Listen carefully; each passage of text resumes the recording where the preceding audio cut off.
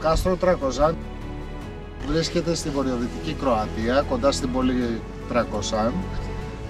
Χτίστηκε το 13ο αιώνα με σκοπό να ενισχύσει την αμυντική γραμμή της Κροατίας σε αυτό το σημείο. Είναι από τα πιο επισκέψιμα κάστρα στην Κροατία. Αξίζει μια επίσκεψη, είναι σε ένα θαυμάσιο μέρος, το τοπίο είναι μαγικό. Η οικογένεια Τσελίσκι που το είχε από το 13ο αιώνα και μετά πρέπει να πέρασε απίστευτες στιγμές. Απολαύστε!